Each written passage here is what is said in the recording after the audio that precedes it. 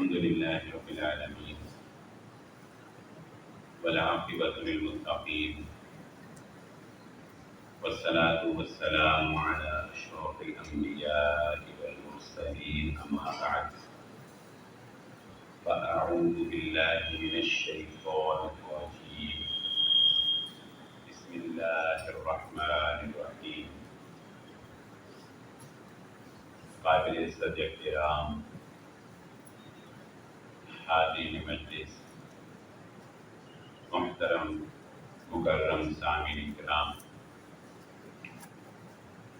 آج کی اس مختصر گفتگو میں مجھے 25 منٹ کے راؤنڈ اباؤٹ ٹائم دیا گیا ہے، جس میں سیاست اور اخلاقیات اس بارے میں گفتگو کرنے کے لیے حکم دیا گیا ہے۔ اللہ تعالی ہمیں اس کو سمجھ کر اس پر عمل کرنے کی توفیق عطا فرمائے۔ میں تھوڑی سی تفصیل سے آپ کے ساتھ چند باتیں کرنا چاہوں گا۔ جب ہم بات کرتے ہیں سیاست کی تو بنیادی طور پر سیاست نام ہے انتظامات کو چلانے کا۔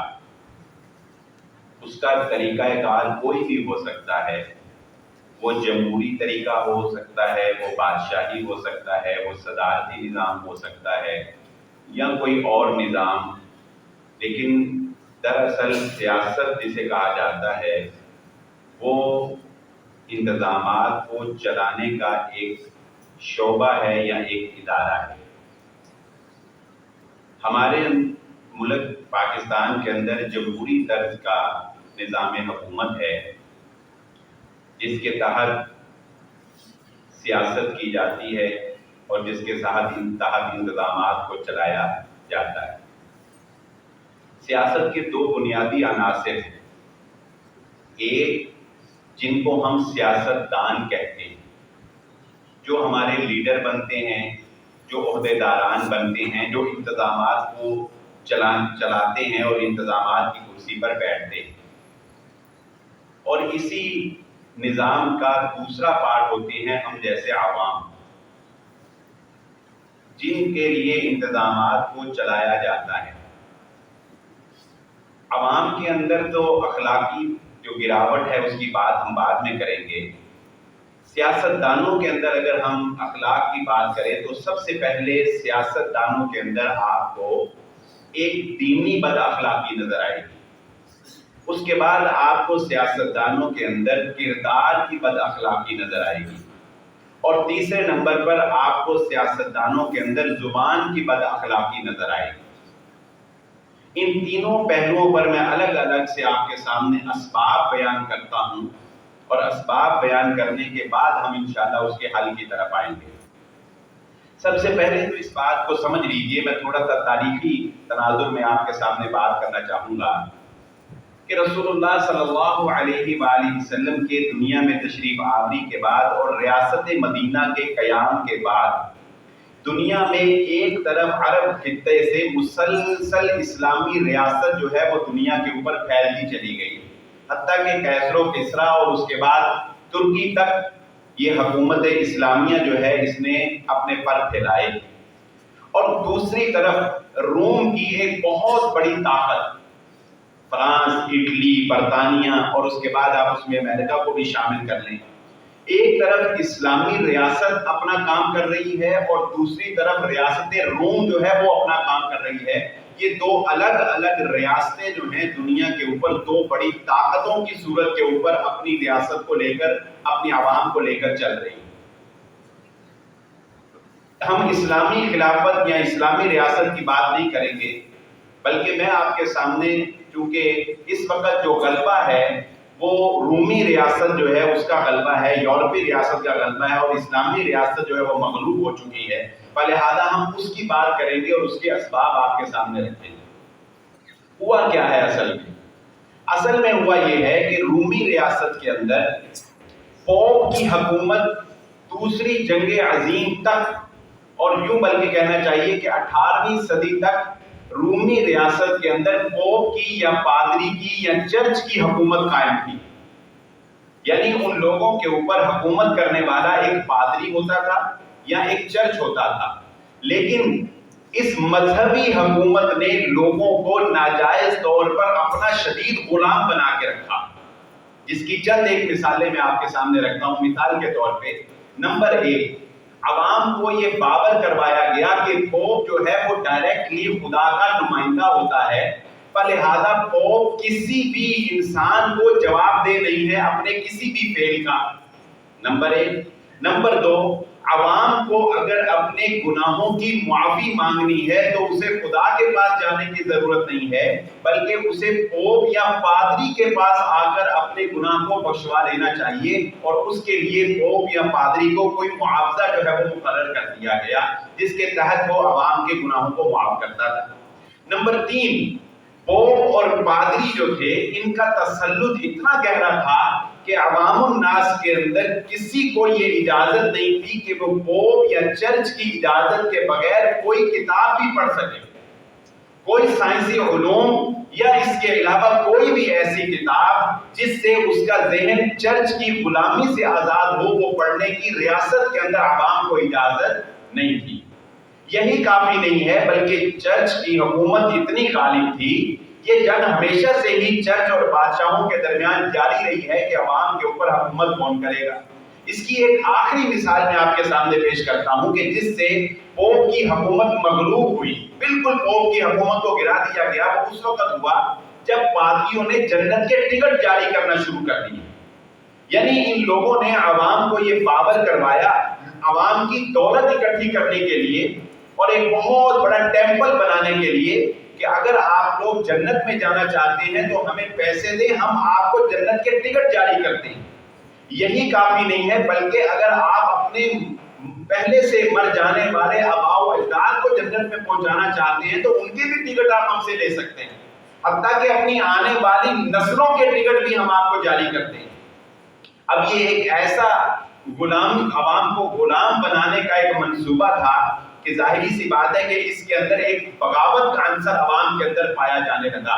عوام کے اندر دن بدن چرچ کی غلامی سے نجات حاصل کرنا اور چرچ کی حاکمیت کا خاتمہ کرنا، اس کا ایک عنصر، ایک بغاوت جو ہے وہ عوام کے اندر پائی جانے لگی، اور مارٹن لوتھر جیسے بہت سے ایسے افراد پیدا ہوئے جنہوں نے عوام کو اکھاڑا. بالآخر نتیجہ کیا نکلا؟ یہ جو مختصر تاریخ میں نے آپ کے سامنے رکھی ہے، اس کا نتیجہ کیا نکلا؟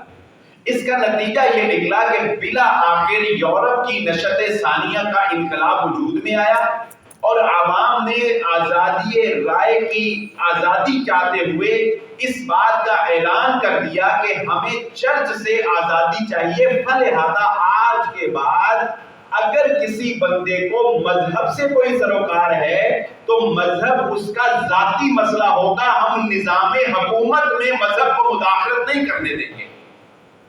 اصل یہ مسئلہ ہے، اور اس کے پیچھے مذہبی پیشواؤں کا ناجائز تسلط ہے کہ جس کی وجہ سے عوام نے مذہب کو محدود کر دیا چرچ تک.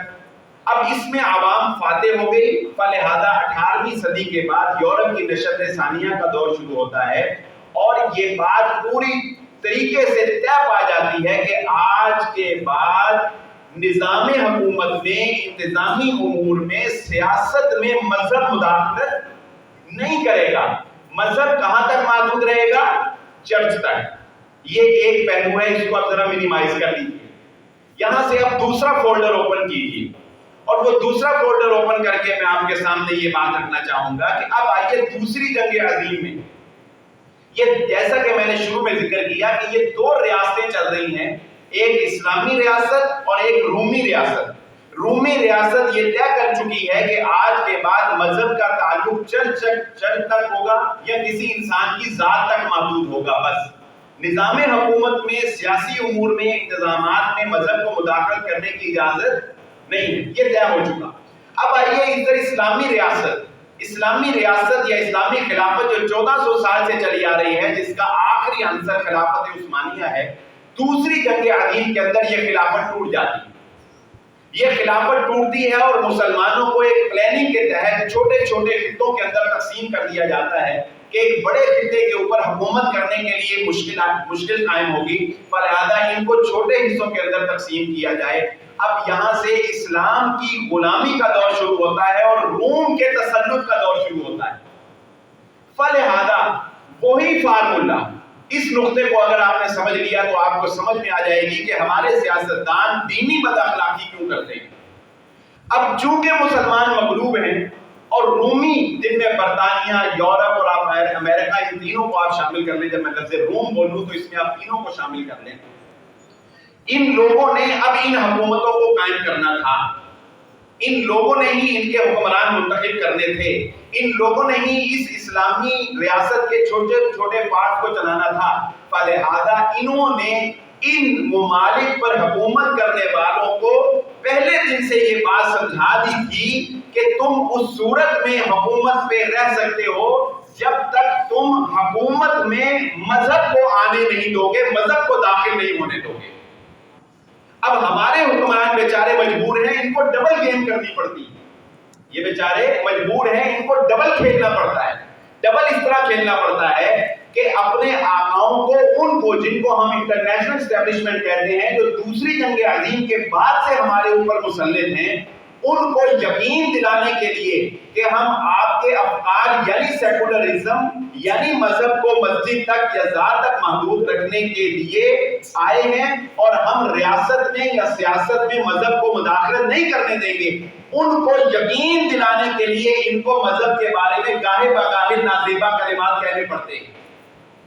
فلہذا دیکھیں گے کہ کوئی بھی سیاستدان ہو وہ گاہے بگاہے ایسے بیانات جاری کرتا ہے، یا یورپ یا امریکہ کے دوروں میں جا کے ایسے بیانات جاری کیے جاتے ہیں جن سے یہ تاثر جائے کہ ہماری شخصیت کے اندر قطعاً یہ عنصر نہیں پایا جاتا کہ ہم مذہب کو کبھی بھی انتظامی امور میں آنے دیں گے۔ لیکن یہ بیچارے مجبور ہوتے ہیں کہ انہوں نے واپس آنا تو پاکستان کے اندر، رہنا تو پاکستان میں ہے اور پاکستان کی عوام میں رہنا ہے، فلہذا بیلنس کرنے کے لیے پھر ان کو مذہب کے حق میں بھی جو ہے وہ بیانات جاری کرنے پڑتے ہیں۔ تو یہ ڈبل گیم ان کو کرنی پڑتی ہے۔ ہمیں جو مذہبی بد اخلاقی اپنے سیاستدانوں کے اندر نظر آتی ہے، دراصل اس کی ایک بہت بڑی وجہ ہو سکتا ہے کہ شاید وہ بھی خود بھی دلی طور پر ایسا نہ کرنا چاہتے ہوں، لیکن اس کی ایک بہت بڑی وجہ اپنے آقاؤں کو اقتدار میں رہنے کے لیے، اقتدار میں آنے کے لیے، اقتدار کو سنبھالا دینے کے لیے، اپنے آقاؤں کو خوش کرنے کے لیے انہیں دینی بد اخلاقی پیش کرنی پڑتی ہے۔ ایک تو یہ بات، ایک وجہ سمجھ لیجیے۔ اب آئیے دوسری بات کی طرف۔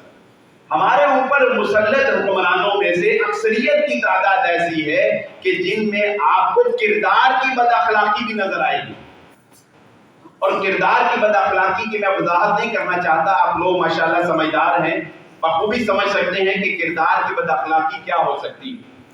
تو کردار کی بد اخلاقی کی ایک بہت بڑی وجہ یہ ہے کہ ہم یہ جانتے ہیں کہ ایک بچے کی 10 سال کی عمر تک، یا یوں سمجھ لیجئے کہ بالغ ہونے کے پہلے تک جن خط و خال کے اوپر، جن پیرامیٹرز کے اوپر کسی بچے کی تربیت کر دی جاتی ہے، وہ آخر تک عنصر اس کی شخصیت کے اندر شامل رہتے ہیں، ان کو آپ نکال نہیں سکتے۔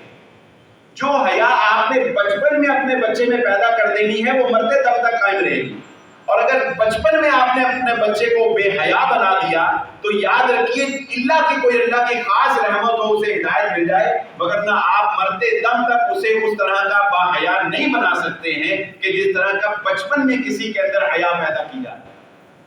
فلہذا ہمارے اوپر، مسلمانوں کے اوپر بد اخلاق کردار کے حامل حکمران مسلط کرنے کے لیے انہی لوگوں کو منتخب کیا جاتا ہے جن کی تربیت ہی اس پیرائے میں ہوتی ہے کہ وہ بہت سی ایسی ناجائز باتوں کو معمولی سمجھتے ہیں جو اسلام کی نظر میں انتہائی گھٹیا ہوتی ہیں۔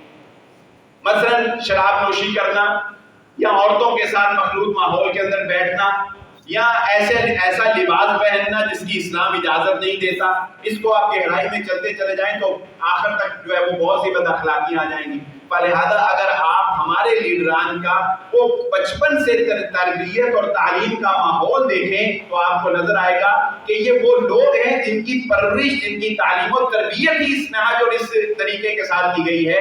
اور ان کو فیسیلیٹیٹ کرنے والے کون ہیں؟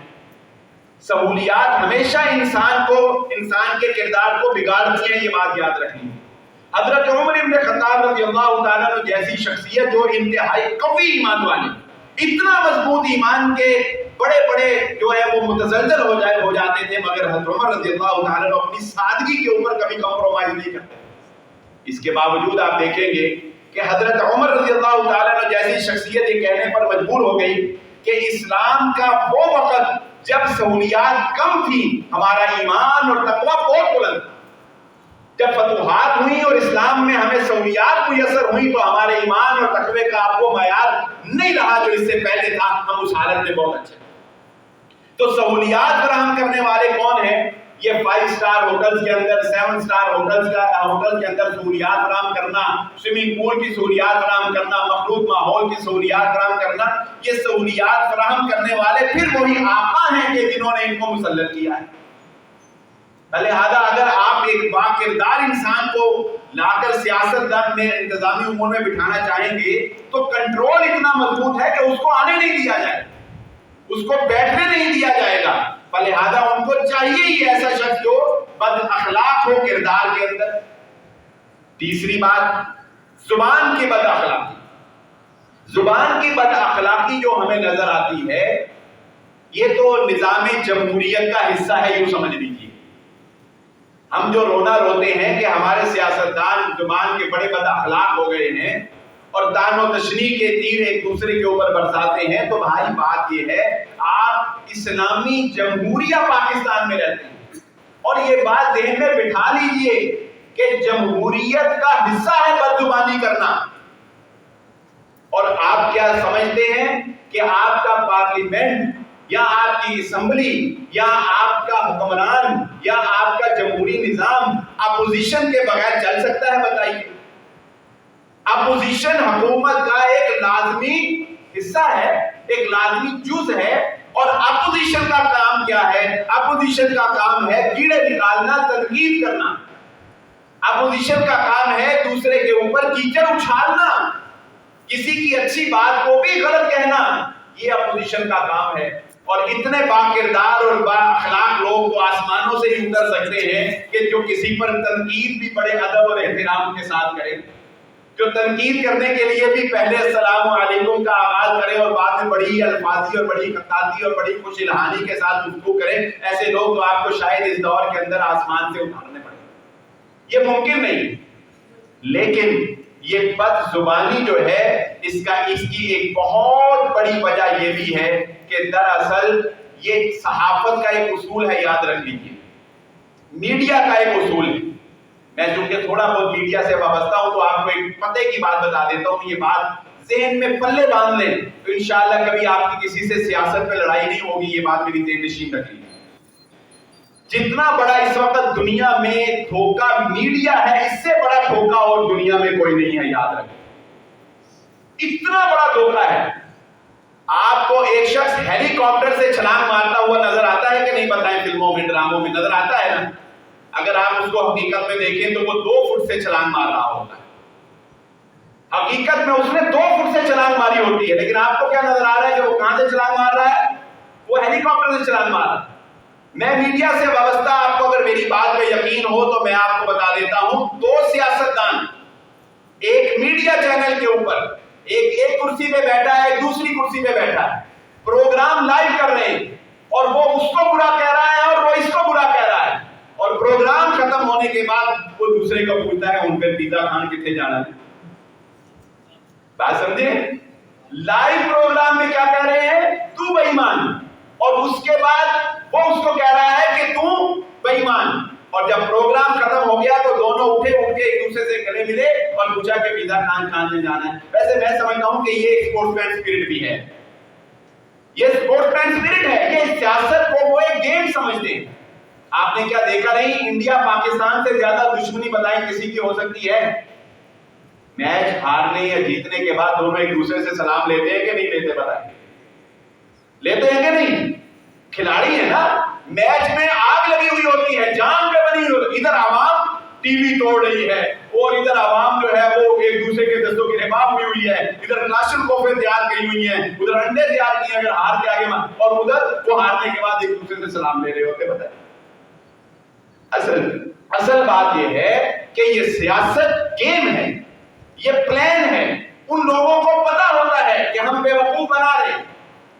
अगला स्टेप की चलिए, आप मुझे बताइए, अवाम का जम्मे गफीर ये जो लोग पावर शो करते हैं, यकीन मानिए अरबी का एक मुहावरा है जिसका तर्जुमा ये है कि अवाम जानवरों की तरह होते हैं, और हकीकतन ये लोग अवाम को जानवर समझते हैं। क्या आप देखते नहीं हैं कि एक बयानिए के ऊपर सैकड़ों जलसे कर लेने के बाद अगर इनका मफाद उस बयानिए के खिलाफ हो तो ये उससे बदलने में 1 मिनट भी नहीं लगा। इनको इस बात से कोई गरज नहीं होती कि हमने 20 जलसे तो इस हक में किए थे, हमने इतनी आवाम को इस मौजू पे इकट्ठी की थी, इन्हें आवाम की कोई परवाह नहीं होती। आपके पास ये बात भी ज़हन नशीन रख लीजिए, आपके पास चाहे आप अपने सियासतदान से कितनी मोहब्बत क्यों ना करते हो, आपके पास सिवाय एक वोट डालने की और कोई ताकत नहीं। बताइए कुछ कर सकते हैं आप? कुछ नहीं आप कर सकते। आपके पास सिर्फ एक वोट डालने की ताकत है जिसे आप इस्तेमाल कर सकते हैं। इसके अलावा आवाम के पास कोई ताकत नहीं होती कि वो हुकूमती सियासत के अंदर किसी किस्म की कोई मुदाखलत करे। लिहाजा ये बात पल्ले बांध लीजिए कि इस सियासत की वजह से, हाँ हम वतन अजीज पाकिस्तान के अंदर रहते हैं, मैं ये आपको कतई नहीं कहूंगा कि आप सियासत में दिलचस्पी लेना छोड़ दें या आप सियासत पर बात करना छोड़ दें, और ये तासुर भी समझ लीजिए, ये बात भी, इस बात को भी मैं थोड़ा सा क्लियर करता चलूं। ये मत समझिए, बाद लोग ये नजरिया रखते हैं जैसा कि ये बात जुबान से आम है, हम लोग क्या कहते हैं कि सियासत शरीफ आदमी का काम नहीं। बताएं कहते हैं कि नहीं? कहते हैं कि सियासत शरीफ आदमी का काम नहीं। इसमें कसूर शरीफ आदमी का नहीं है, हम शरीफ आदमी का कसूर निकालते हैं। बाद लोग कहते हैं ना कि उलमा को इलेक्शन लड़ने चाहिए। मुझे फेसबुक पे एक बंदे ने कहा आप बहुत अच्छे सियासतदान बन सकते हैं, आपको इलेक्शन लड़ना चाहिए अवाम की फलाह के लिए। मैं कहता हूं मुझे मरवाएगा। अच्छा, ये लोग नजरिया रखते हैं। मैं इस बात को थोड़ा सा आज आपके सामने वादे कर देता हूं, इसमें कसूर शरीफ आदमी का नहीं या उलमा का नहीं है कि वो सियासत में क्यों नहीं आते, वो इलेक्शन क्यों नहीं लड़ते। इसमें कसूर उस सियासत का है जिसको हमने इतना गंदा कर दिया है कि हम ये समझते हैं कोई भी इसमें छलांग मारेगा वो गंदा हो जाएगा। तो जरूरत शरीफ आदमी को समझाने की है या सियासत को पाकीज़ा करने की?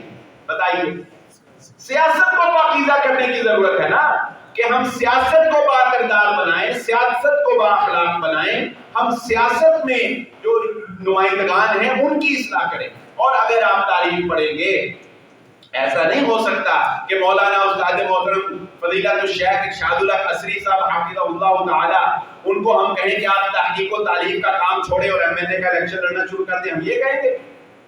या हम यासिर जफर साहब को कहेंगे भाई आपने तो जिंदगी जाया कर दी जामिया सल्फिया के प्रिंसिपल करते हुए, छोड़िए और आइए यहाँ पर आके इलेक्शन लड़िए, हम आपको एमएलए एमपीए बना देंगे, कहेंगे? नहीं, ऐसा नहीं होता। तारीख के अंदर या तारीख इस्लामी के अंदर तरीकाकार क्या है? तरीकाकार ये है कि उलमा अपनी मसनदों के ऊपर बैठकर काम करते हैं और हुक्मरान और बादशाह उलमा से रहनुमाई लेकर चलते हैं। असल काम ये है। निज़ामे हुकूमत के अंदर जो उसूल बनाए जाते हैं वो कौन बनाता है? वो उलमा बनाते हैं, और उन उसूलों को नाफिज कौन करता है? वो हुक्मरान करते हैं। लेकिन यहां पर उल्ट इसलिए हुआ क्योंकि मैंने आपको शुरू में बयान कर दिया था कि हम लोग डबल गेम करने वाले हैं। ये पाकिस्तान के क़याम से पाकिस्तान की मजबूरी है कि हमें डबल गेम करनी पड़ेगी। आप देख लीजिए, हमारे आइन के अंदर ये बात लिखी हुई है, हमारे आइन में ये बात लिखी हुई है कि पाकिस्तान के अंदर कोई भी काम कुरान और सुन्नत, या पाकिस्तान के आइन में कोई भी काम कुरान और सुन्नत के मुखालिफ नहीं होगा। हमारे आइन में ये लिखा है कि नहीं लिखा? समझदार लोगों को पता होगा ये लिखा है। لیکن ہم اس کے باوجود پورا معاشی سٹرکچر جو ہے وہ سود کے اوپر کھڑے کیے ہوئے ہے نا، ڈبل پالیسی. لکھتے کیا ہے، کرتے کیا ہے. ہم لکھتے ہیں اسلامی جمہوریہ پاکستان، لیکن مجبور ہیں کہ ہم چور کی سزا ہاتھ کاٹنا نہیں رکھ سکتے، ہم سر قلم نہیں کر سکتے، ہم زانی کو کوڑے نہیں مار سکتے، ہم اس کو سنسار نہیں کر سکتے. کیوں؟ کیونکہ ہمیں پہلے دن سے ان آقاؤں کی مرہون منت رہنا ہے، لہذا ہمیں ڈبل گیم کرنی پڑے گی. یہ ہماری کو اوپرلی سطح کی مجبوریاں ہیں. آپ کے ساتھ یہ باتیں اس لیے شیئر کر رہا ہوں تاکہ آپ کے جذبات تھوڑے ٹھنڈے ہو جائیں. آپ کو یہ سب کچھ اس لیے بتا رہا ہوں کہ آپ جو واٹس ایپ کے اوپر اور فیس بک کے اوپر ایک دوسرے کو کہتے ہیں نا کہ تم ایسے اور تم ویسے اور تم فلانا، اور جتنا آپ دوسرے کو بے وقوف سمجھ رہے ہوتے ہیں وہ بھی آپ کو اتنا ہی بے وقوف سمجھ رہا ہوتا ہے. جس طرح آپ کو لگ رہا ہوتا ہے نا کتنا جاہل ہے، اس کو میری بات سمجھ نہیں آتی، اتنا وہ بھی یہی سوچ رہا ہوتا ہے یہ کتنا جاہل ہے، اس کو میری بات سمجھ نہیں آتی. جتنا آپ کو اپنے لیڈر سے پیار ہوتا ہے اتنا مخالف کو بھی اپنے لیڈر سے پیار ہوتا ہے. جتنا آپ اپنے لیڈر کے لیے جذباتی ہو رہے ہوتے ہیں دوسرا بھی اپنے لیڈر کے لیے اتنا ہی جذباتی ہو رہا ہوتا ہے. لہذا یاد رکھ لیجئے، محبتیں سیاست کی بنیاد پہ نہیں ہوا کرتی، محبتیں اللہ اور محمد الرسول اللہ صلی اللہ علیہ وآلہ وسلم کی بنیاد پہ ہوا کرتی. محبت کسی سے ہے تو دین کے لیے ہے بھائی. دشمنی نفرت کسی سے ہے، کسی کو چھوڑا ہے تو دین کی وجہ سے کرو نا.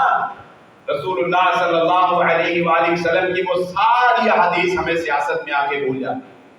اللہ کے نبی صلی اللہ علیہ وآلہ وسلم کے پاس ایک شخص آیا، اخلاق کی باتیں سن لیجیے. آپ صلی اللہ علیہ وآلہ وسلم کو آ کر کہتا ہے اللہ کے نبی صلی اللہ علیہ وسلم مجھے کوئی وصیت فرما دی، مجھے کوئی ایسی خاص بات ارشاد فرما دیجیے کہ میں اس پر عمل پیرا ہو سکوں. اللہ کے نبی صلی اللہ علیہ وآلہ وسلم نے ارشاد فرمایا پھر سن ایک ایسی بات کہ جو حرف آخر ہے، اخلاقیات میں یہ اعلیٰ درجے اور چوٹی کے درجے کی مثال ہے. میں سمجھتا ہوں جس پر عمل کرنا اخلاقیات کے اندر سب سے مشکل، کسی کو معاف کر دینے سے بھی مشکل. اپنی زبان کو روک لینا اس معاملے پر اتنا مشکل ہے کہ آپ تجربہ کر کے دیکھ لیجئے گا. اللہ کے نبی صلی اللہ علیہ وسلم نے فرمایا پھر سنو، اخلاق یہ ہے کہ اگر تمہارا کوئی دوست، اگر تمہارا کوئی عزیز، اگر تمہارا کوئی مسلمان بھائی تمہیں تمہارے کسی عیب اور برائی کی وجہ سے تانا دے، مجھے پتا ہے تو کتنا نیک ہے، مجھے پتا ہے تو کتنے پانی میں ہے، تو نے فلاں وقت ایسے کیا، میں نہیں جانتا، میرے سے زیادہ تجھے بتائیے اس طرح کے تانے کہاں جا کے لگتے ہیں انسان کو. اللہ کے نبی صلی اللہ علیہ وسلم نے فرمایا تجھے کوئی تانا دے بدلے میں تو نے اسے تانا نہیں دینا، یہی کمال ہے. آسان ہے بتائیے. ہمیں کوئی کہے ہم کہتے ہیں اچھا میں بھی پھر تجھے جانتا ہوں تیری ایسی بھی تیسی، ہم اس کا اگلا پچھلا چٹا کھول کے رکھتے ہیں. اخلاقیات پہ عمل کرنا اور اخلاقیات کے اوپر عمل پیرا ہونا یہ باتیں کرنے میں آسان ہے. میں یہاں پر گستاخی نہ ہو جائے تو یہ بات بھی آپ کے سامنے رکھنا چاہوں گا کہ شیطان اتنا جذباتی کر دیتا ہے زبان کے ہلانے کے معاملے میں کہ حضرت ابوبکر صدیق رضی اللہ تعالیٰ عنہ جیسی ثابت قدم شخصیت جو ہے ان کو بھی جب کسی نے تانا دیا، جب کسی نے باتیں کی، انہوں نے ایک دفعہ برداشت کیا، دو دفعہ برداشت کیا، حتیٰ کہ رہا نہ گیا تیسری دفعہ انہوں نے بھی اس کو جواب دے دیا. رسول اللہ صلی اللہ علیہ وسلم وہاں سے چلے گئے. آپ صلی اللہ علیہ وسلم فرمایا ابوبکر جب تک آپ خاموش تھے فرشتہ جواب دے رہا تھا، آپ بولے وہ فرشتہ خاموش ہو. اتنا مشکل کام ہے کہ اس زبان کی حفاظت کرنا، اس زبان کو کنٹرول میں رکھنا. اور جو ہم میسیجز کر رہے ہوتے ہیں وہ بھی دراصل ہماری زبان ہی ہوتی ہے، وہ جدید دور کی ہماری زبان. تو گفتگو کا لب لباب وقت میرے پاس نہیں ہے، وقت ختم ہو گیا. گفتگو کا لب لباب اور خلاصہ کلام یہ سمجھ لیجیے کہ ہمارا جو سیاسی نظام ہے اس میں بہت سی مجبوریاں ان سیاستدانوں کی ہیں، بہت سی مجبوریاں اس نظام کی ہیں، اس میں بہت سے فراڈ ہیں، اس میں بہت سی ڈبل گیم ہے، اس میں دکھایا کچھ جاتا ہے. ڈس انفارمیشن کا اتنا زمانہ ہے کہ چلتی ویڈیو کو بندہ کہہ دیتا ہے یہ میری نہیں ہے. بتائیں چلتی ویڈیو کو کوئی ماننے کے لیے تیار ہے؟ اور آپ مر کھپ جائیں آپ ثابت نہیں کر سکیں گے کہ واقعی یہی ویڈیو کے اندر بندہ تھا. تو یہ جو پوسٹیں آپ کو آ رہی ہوتی ہیں اتنی کرپشن اور فلانی اور یہ اور وہ, آپ کے پاس کوئی ایسا معیار ہے ہی نہیں کہ آپ گہرائی میں جا کے پکڑ سکیں کہ سچ کیا ہے اور جھوٹ کیا ہے. آپ نہیں پکڑ سکتے کہ سچ کیا ہے اور جھوٹ کیا ہے, حقیقت کیا ہے اور اس کے پیچھے کیا چھپا ہوا ہے. حقیقت جاننے والے لوگ اب کوئی اور. اس لیے اس میلے پن کے اندر اپنی اخلاق کو, اپنے کردار کو, اپنی زبان کو میلا نہ ہونے دیں. اپنے رشتہ داروں کو, اپنے اقربا کو, اپنے دوستوں کو جو ہے وہ تنہا نہ کریں. ان کے ساتھ اس دھوکے اور فراڈ کی وجہ سے ان کے ساتھ لڑائی جھگڑے کی فضا جو ہے وہ قائم نہ کریں. جہاں آپ تھوڑے سے جذباتی ہونے لگیں وہاں اس مجلس کو چھوڑ دیں, ٹھنڈا پانی پئیں, بیٹھ جائیں, غصے کے اوپر کنٹرول کریں اور میری ان باتوں کو یاد کریں. انشاءاللہ غصہ ٹھنڈا ہو جائے گا. اللہ رب العزت سے دعا ہے اللہ مجھے اور آپ جو کہا جو سنا سمجھنے کی اور عمل کرنے کی توفیق عطا فرمائے. وآخر دعوانا الحمدللہ رب العالمین. السلام علیکم ورحمۃ اللہ. تمام احباب تشریف رکھیں.